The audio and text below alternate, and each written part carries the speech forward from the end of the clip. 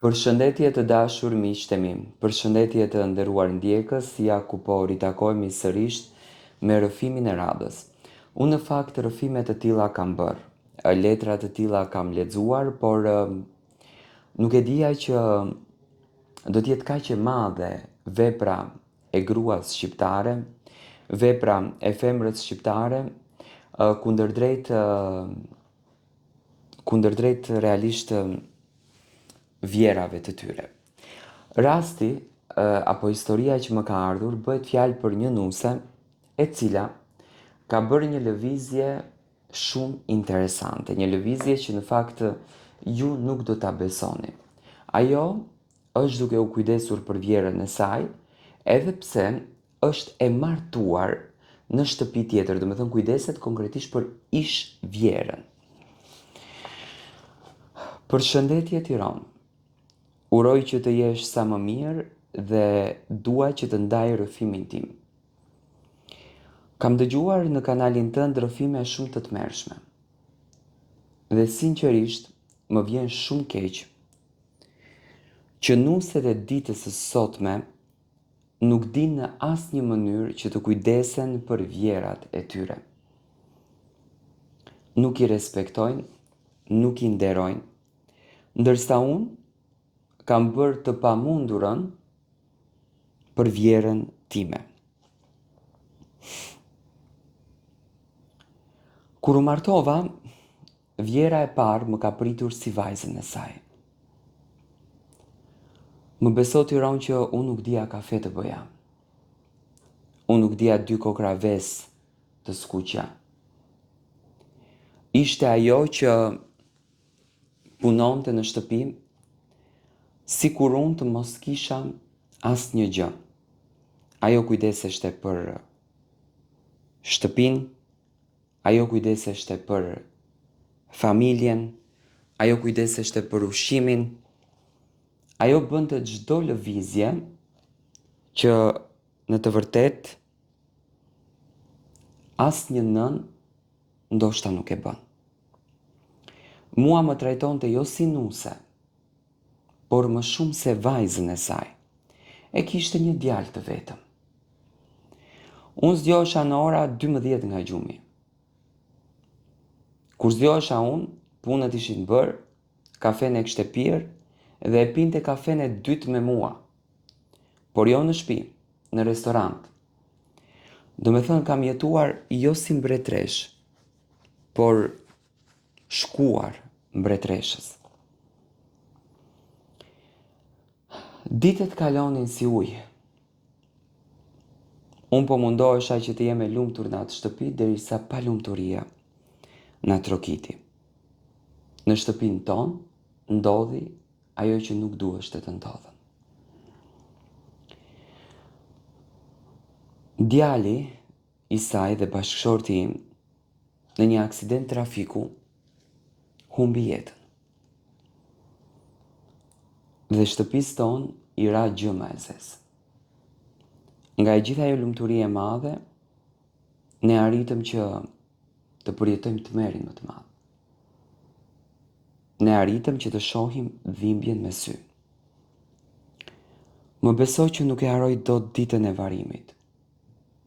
Ishte një nga ditët më të tmerrshme. Ishte një nga ditët më të vështira.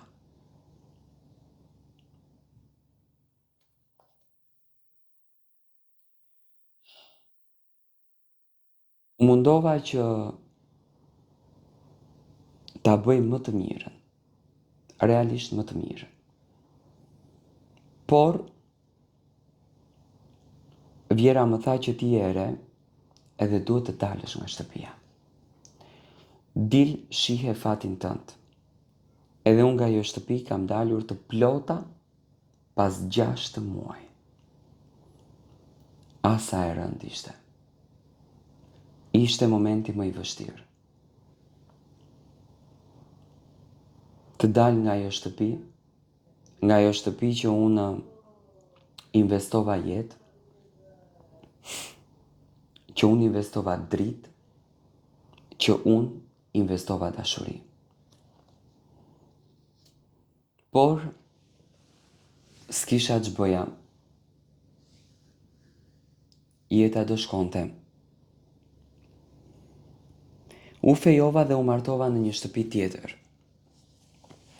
Por kontaktet me vjerën time, për atë respekt që ma ka bë, për atë dashuri që ma ka dhënë, nuk i ndaloja dot. Buri im edhe sot e kësaj dite, se është pak xhelos, nuk e din që unë kam kontakte me ish-vjerën. Ajo e mirë kupton situatën, më thot bi, mos bën probleme, por unë mundohem që të jem pranë saj, mundohem që t'i dhuroj dashuri, mundohem që të jem në momentet më të vështira dhe në momentet më të rënda. Unë jetoj në Itali. Për barën atë saj kujdesem unë. Për jetën e saj kujdesem unë. Për përditshmërinë e saj kujdesem unë. Mundohem që t'i dhuroj momentet më të bukura. Mundohem që t'i dhuroj momentet më të mira. Çdo muaj i dërgoj nga 200 euro, ndërsa buri im e dje që ato lekët unë ja dërgoj babait. A realisht, unë babait tim nuk i kam dërguar asnjë para. Të gjithë parat shkojnë për vjerën time, ish-vjerën. Çdo muaj mundohem që t'i dhuroj veshje, mbathje. Ja paketoj, ja lishoj.